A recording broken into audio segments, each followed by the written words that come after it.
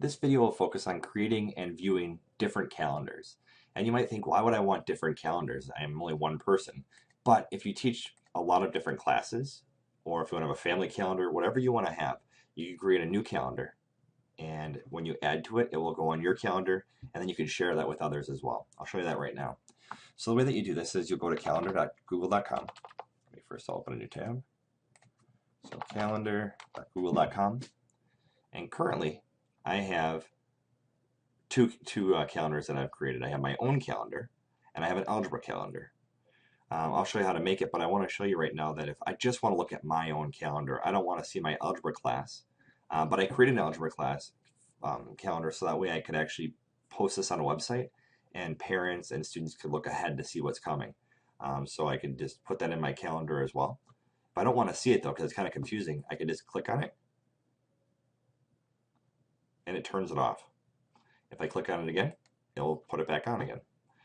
A couple of things that I can do in terms of settings. Maybe these colors are too close. I can change the color. It's even closer, I guess, right here. So I can change the color. I can create a task. So I'll just say, if this is going to be an algebra class thing, I'll say review. Now I just have to look at which calendar I'm currently using because I have my own personal and I have my algebra. And the way that to differentiate between the two is to hit the down arrow and click on algebra. And now I create the event, and here it is. Now if I want to share this calendar, which I really don't have to do since, I mean, realistically, it's already public on the web is what I did here, and I'll show you how I did that. There's a very easy way to put it on your website, and I want to show you how to do that in a little bit. But let's make a new calendar, because that's probably what you want to know how to do right now.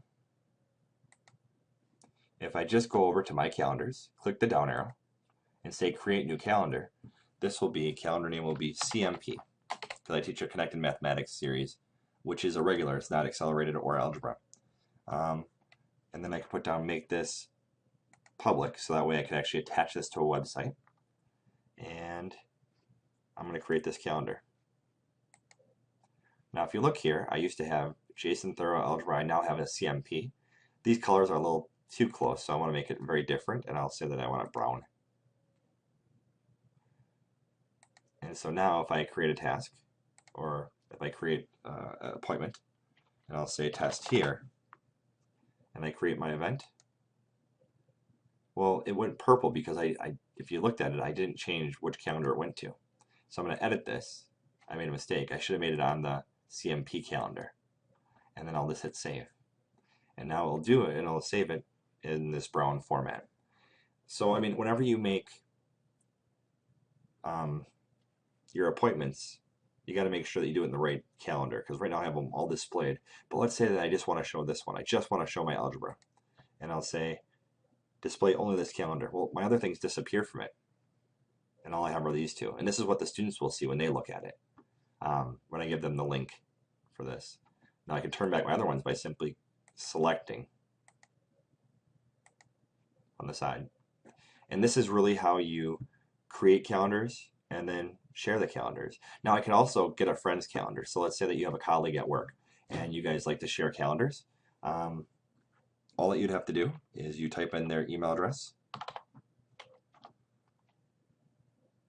And I've actually already shared this one. So all of a sudden that one comes on. Let's say I want to do another one. And it says here contact email, and it says request. So I actually have to send a request. If I go to my other email and grant request access, then all of my calendar things that I have on my other account will show up on this calendar as well. And I think you could really see the power of this if you have a lot of colleagues that are trying to figure out a time where you can meet. I can start seeing where all my colleagues are. And you don't have to keep them on all the time, because sometimes it gets confusing. If you have all of your colleagues, it gets really crazy. So I might just, when I want to meet with somebody, I might click on the person's calendar that I have and see when they have available and when I have available. So really neat things you can do with sharing these different calendars. Now really quickly, we will get the sites later, but I just want to show you how nice this is. So let's quickly say that I want to add an algebra page to my website. So that way the students just see what is on the algebra.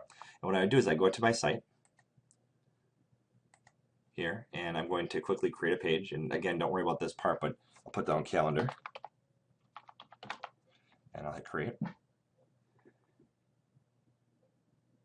All right, I will quickly edit this, and I want to insert a calendar. And it will say, which calendar do you want to insert? And I'll say, oh, I want to insert my algebra calendar. And I'll say select and save. And then I'll say save. And look what it did.